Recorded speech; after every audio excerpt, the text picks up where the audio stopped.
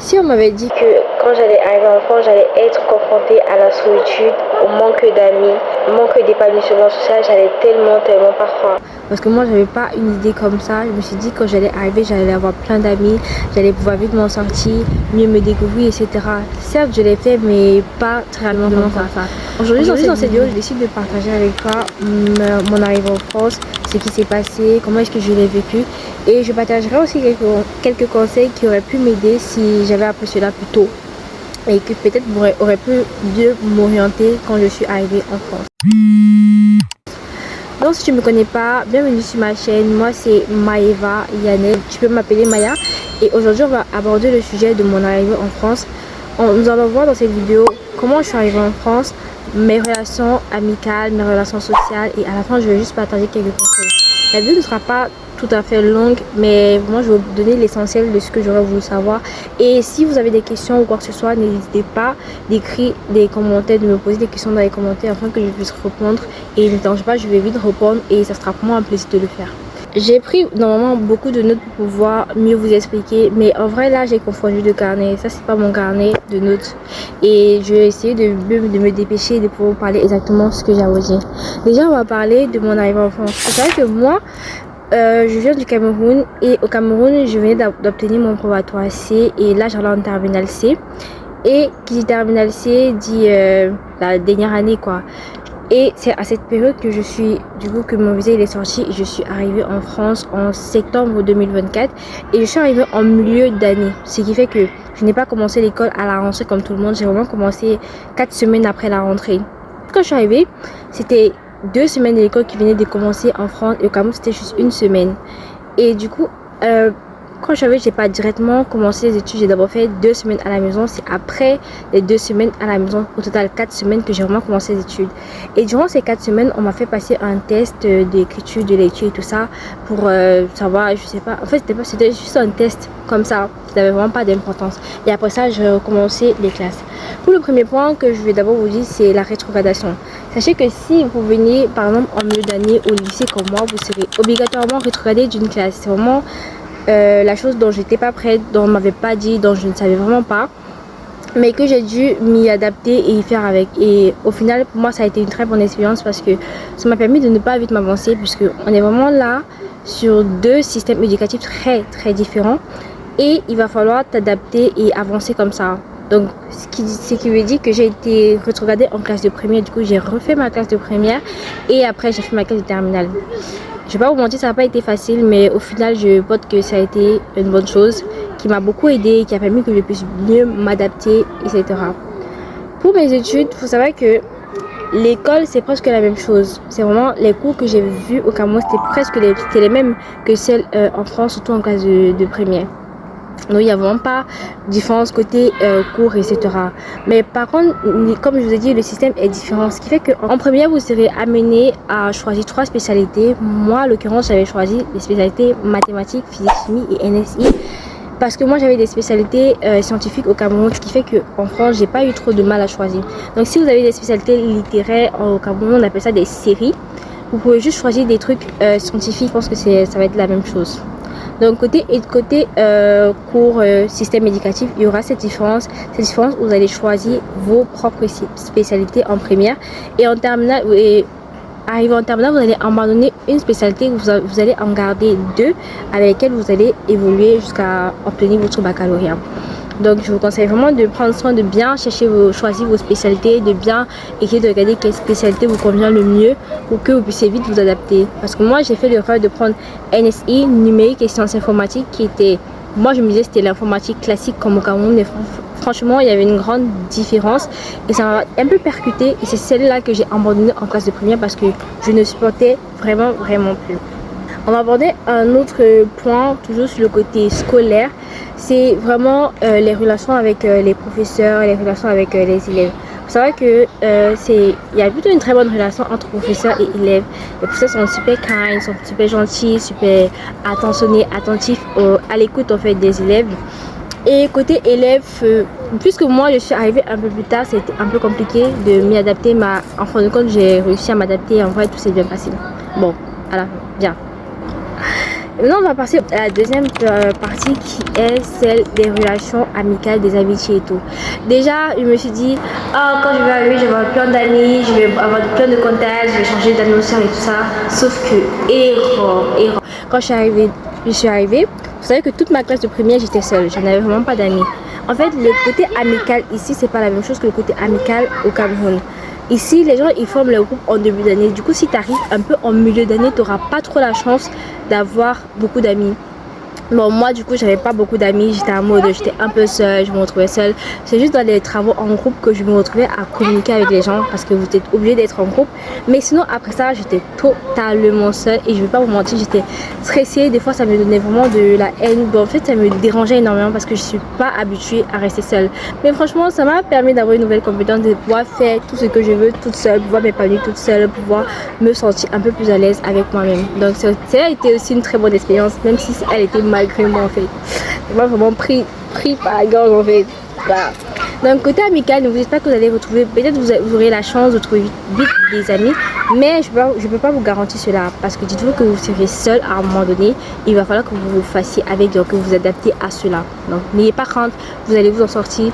Il y avait des fois je pleurais et tout ça, mais à un moment donné bah ça va, je me suis sentie épanouie. Et en terminale j'avais des potes plutôt très gentils avec qui je marchais beaucoup et j'avais plus de problèmes de pas d'amis, difficultés dans certains groupes d'amitié et tout ça. Franchement, j'avais pas trop ce problème. Donc s'il y a trop de bruit, je suis dans un parc, donc ne prenez pas trop attention avec des enfants. Donc il y avait eu cette première difficulté. Comme deuxième difficulté, c'est vraiment le fait de communiquer. Surtout comme je vous ai parlé, il y avait des travaux en groupe. Franchement, communiquer faire des travaux en groupe, ça a été vraiment l'une des plus grandes difficultés que j'ai rencontrées parce que tu es obligé de travailler en groupe, tu es obligé de parler avec des gens et moi j'étais pas du tout habituée à parler, à m'infiltrer dans des groupes, à ci, à ça et ça m'a un peu percuté quoi. Mais si vous êtes quelqu'un de très sociable, parce que déjà de base je suis pas très sociable, pour noter ça, si vous êtes quelqu'un de très sociable, qui communiquez beaucoup, je pense que vous allez tellement bien vous en sortir, mais ça n'a pas été le cas pour moi. J'étais obligée de développer cette autre compétence. Non mais franchement c'était hard, je vais pas vous mentir. Également côté cours, nous on faisait plus ces cours en anglais, espagnol et tout en mode quelques cours, mais ici ça c'est un peu plus différent. En anglais et tout ça, vous aurez des travaux en groupe, genre vous allez écouter des vidéos et vous allez écrire ce que vous avez entendu en anglais. C'était nouveau pour moi, vraiment nous on ne faisait pas l'anglais comme ça. C'est vrai que mon pays il est bilingue, nous on ne faisait pas l'anglais comme ça et vraiment ça a été une de mes plus grandes difficultés aussi, je vais pas vous mentir. S'il faut noter un truc à la fin de cette partie, c'est vraiment ne vous attendez pas que lorsque vous allez arriver, vous allez avoir plein d'amis qui vont vous écouter, avec qui vous allez faire des vlogs, des danses, quoi que ce soit. C'est pas du tout comme ça. C'est pas comme ça. Non, c'est pas comme ça. Vous allez arriver, vous allez passer du temps tout seul. Vous n'aurez pas directement des amis, directement des potes avec qui il va falloir que vous parlez tout le temps. Vous n'aurez pas du tout ça. Donc mettez ça dans votre tête que vous n'aurez pas du tout des amis directement. C'est pas possible. Genre, vous n'aurez pas. Les gens ils sont déjà en groupe. Et vraiment, peut-être si vous arrivez en début d'année, peut-être oui, mais moi qui suis arrivée en milieu d'année, ça n'a pas été facile. Et mais je suis vraiment claire avec vous. Claire, total. Côté social aussi, vu que ma vie déjà au lycée était très compliquée, côté social était pire. J'avais toujours pas d'amis dans mon quartier. Si vous êtes quelqu'un comme moi qui avait soit l'habitude d'aller voir des amis ou quoi que ce soit, parce que nous on est habitué que tu peux te lever le matin, tu peux rendre visite à une amie, etc. Sauf que ici c'est pas du tout trop le cas. Donc pour moi ça n'a pas été le cas de dire qu'elle est tout le temps chez des amis et tout ça. Non, c'est pas comme ça. Tu restes chez toi. En fait, tu restes chez toi. Voilà.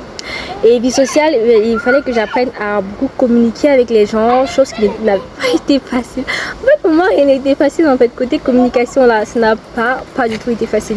Pour moi, si vous pouvez déjà apprendre à communiquer avec des gens, je vous conseillerais de le faire parce que c'est important. Pour moi, ça n'a pas été facile et je ne vais pas me plaindre.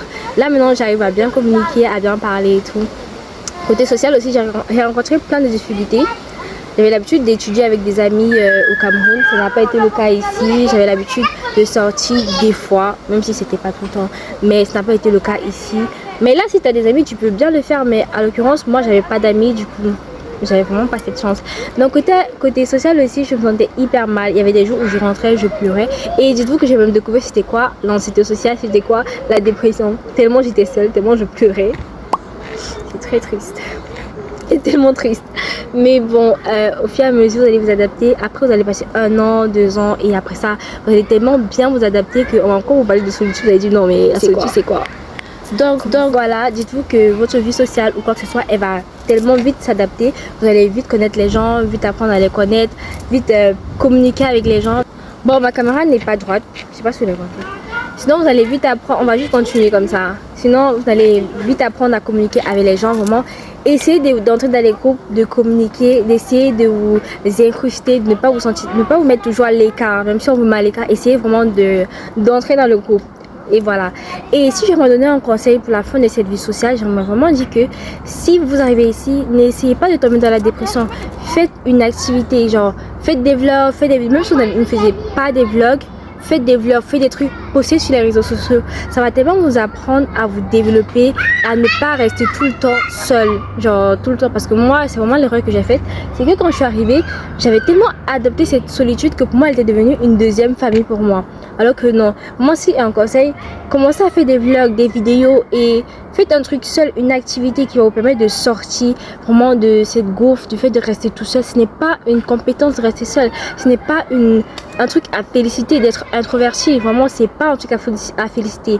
Vraiment, essayez de sortir de là, de communiquer avec des gens, de parler avec des gens, d'essayer vraiment de vous familiariser avec les gens. Je vous conseillerais vraiment de faire cela. Donc voilà, ne restez pas seul. Conseil d'une ancienne introvertie casanière. Du coup, là, on va aborder la fin des conseils. Et je vous ai dit, cette vidéo ne sera pas du tout longue parce que déjà, j'ai pas assez de batterie. Mon carnet que j'avais prévu pour vous parler, je ne l'ai pas ramené. Je l'ai confondu avec un autre carnet. Et c'est pas grave. Du coup, pour la fin de cette vidéo, les conseils que j'aimerais vous donner déjà. Mes conseils, visitez la ville. Vraiment, visitez la ville. Essayez de vous balader. Ne restez pas que chez vous. Essayez de sortir, découvrir, de voir des trucs, comment ça se passe, comment ça se fait et tout. Vraiment, sortez, découvrez. C'est très important de connaître votre ville. Deuxième des choses, c'est vraiment d'essayer de communiquer. Vraiment, essayez de parler aux gens. Essayez, surtout si vous êtes au lycée, à l'école, parlez avec des gens. Incrustez-vous dans des groupes. Essayez d'apprendre à communiquer. C'est très important. C'est vraiment un truc que j'avais pas appris. J'avais tout le temps peur de communiquer avec les gens, d'entrer dans des groupes. Je me disais, ah, ils vont venir à moi. Mais non, tu dois venir à eux. Tu dois partir à eux. Tu dois essayer de t'incruster dans leur groupe, etc. Vraiment, fais-le si ça peut t'aider. En troisième position, et c'est ok de ne pas avoir des amis. C'est ok de vouloir rester chez toi, mais ce n'est pas ok de connaître la solitude. C'est pas ok de tomber en dépression. C'est pas ok de pleurer.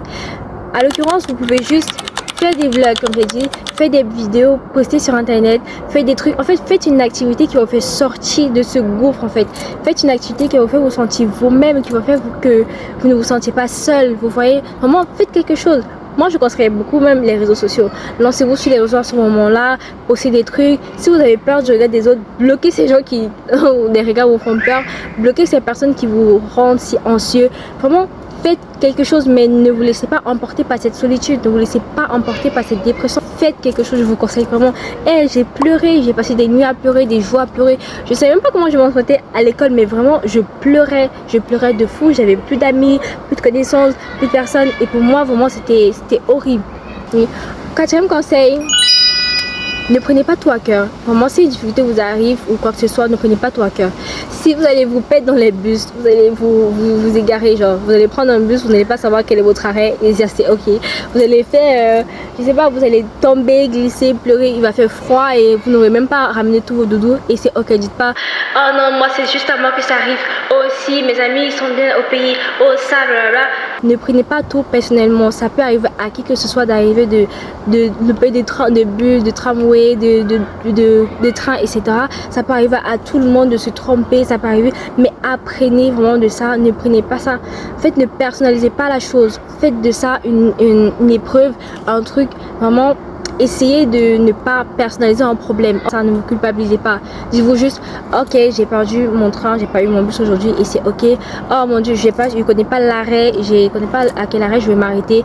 On a traversé l'arrêt et c'est ok. Et vous avancez. Ne faites pas des... Partagez même ce genre d'expérience sur les réseaux sociaux, c'est beaucoup important. C'est mieux que de garder pour soi et de se dire et tout, voilà. Cinquième conseil, vraiment soyez positif dans ce que vous faites. Vraiment essayez d'être le plus positif possible dans votre vie. Essayez de faire passer les situations juste en mode restez positif, restez ouvert, restez vous-même, essayez de vous adapter. Vraiment, soyez vraiment positif dans votre vie, dans tous les domaines. Je vous dis, quelque chose arrive, ne prenez pas à cœur. Vraiment, ça rejoint le 4e point. Ne prenez pas à cœur, ne vous sentez pas mal à cause de quoi que ce soit. Restez tout le temps positif. Et même donc, si on arrive au terme de cette vidéo, j'espère que tu as aimé la vidéo. Et si tu as aimé, like, abonne-toi et mets un commentaire, afin que je puisse répondre et que ça puisse faire tourner la vidéo. En fait, je suis tellement contente de pouvoir faire ce genre de vidéo parce que j'aurais tellement voulu savoir ça plus tôt. Moi je suis arrivée dans une condition où c'était pas du tout facile, j'avais pas ce genre de conseils. Et si vous avez des questions ou quoi que ce soit, n'hésitez vraiment pas à me poser dans les commentaires, je serais tellement ravie de vous répondre. Et voilà, rendez-vous à la prochaine vidéo, j'espère que vous allez aimer ça. Bisous.